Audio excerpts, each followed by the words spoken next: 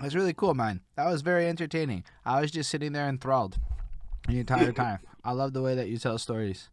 So I guess if we want to bring it back into I guess your life, for everyone that wants to catch up, well, we did a whole other video, and the short version is Nunzio did a whole fucking lot and is seminal to a lot of different things throughout hip hop history. So he's a very fascinating guy.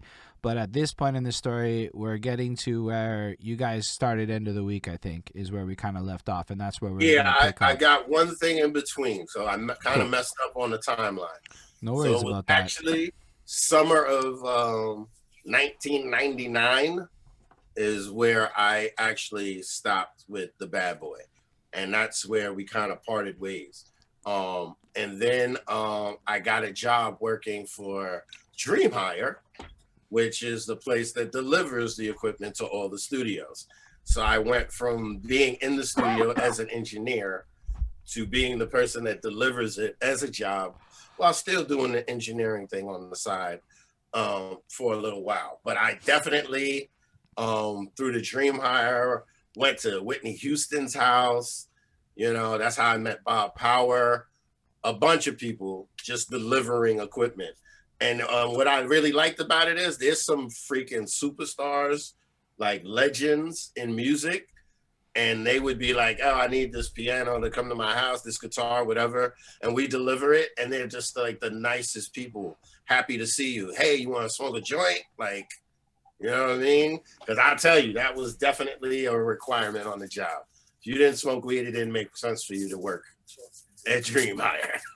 I mean, that's a pretty cool job requirement. But man, wow, that's Right? crazy. Like, do you I think about agree. what you just said? Is I took this job that was related to my field, but got me a lot of connections to meet a lot of people. Right? You're able to name drop people you met. Now, a lot of people may look at a situation we're doing. I don't know, delivery may be like demeaning in some way because of ego and shit. But yo, look at the opportunity it created for you. That's a big time knowledge nugget. And you kept it related to your field, which is That's where it always became the really name. wise about it. That's really Exactly. cool. So it's always I've always managed to keep in the field somehow, even if it's outside of the actual industry. But like I'm gonna say this in '99 is the year that hip hop sold more than rock and roll. Rock and roll had been dominating for freaking decades. You know what I mean? And once that happened, that's where I feel like everything got tainted with hip hop. And every label in 2000 created that urban department.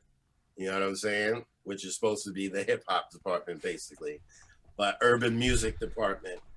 And the people, they literally just hired, labels just hired black people that were black. They were like, "Yo, do you know anything about this?" They're like, "Well, you're a person of color. You like this music? Okay, cool. You're hired." And that's where we had the fall off, because now you got people that are A&Rs don't really know much about music, but they're like, "Oh, I like this guy. I need somebody that sounds like him or does what he does because I know how to fuck with that." So it's like the people leading it, the level got dumbed down to a certain degree, and that's where all the taintedness happened. And now you got 10 people that sound alike, and it got a little crazy. So I was actually happy that I was working for Dream Hire and not really on the industry side anymore, but I would still have that connection to the industry because actually Jive Zomba was 2 floors below where Dream Hire was. So PD Pablo, Neo, a bunch of people that got signed to Jive, we would see them all the time, and they were freaking great people, and it kept us linked to the industry, you could say. Yo, that's pretty incredible. Honestly, you're just like, you just keep being interesting. But shout out Merker because you just subscribed to my Twitch, and that's the rules on Twitch. So shout out Merker Music and for being dope like that. So that's fucking cool. That's because you're giving us such knowledge that he felt so enthralled. So thank you for helping that happen. That's fucking cool. Yo, people are fucking sitting there loving what you're saying in this chat, by the way. People are being inspired right now. So I want you to know you're not just speaking to me. You got an audience of invested people on the edge of their seats watching this with me. I'm not alone in this feeling, man. So thank you so very much with this, dude.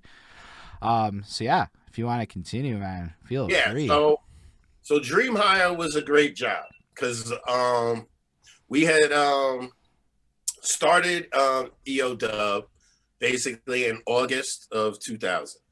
So third Sunday in August of 2000, we started it, and we were there for a few months, and then eventually we relocated to the pyramid. So we started at Baby Jupiter, which was a great place, but I was able to take equipment from Dream Hire and take it out on loan and bring it to these places.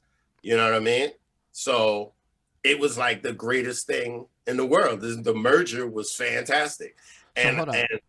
You were able to what? Because you were working at the place that had the gear, and they let you borrow the gear yes, to you could go and borrow it. run the event.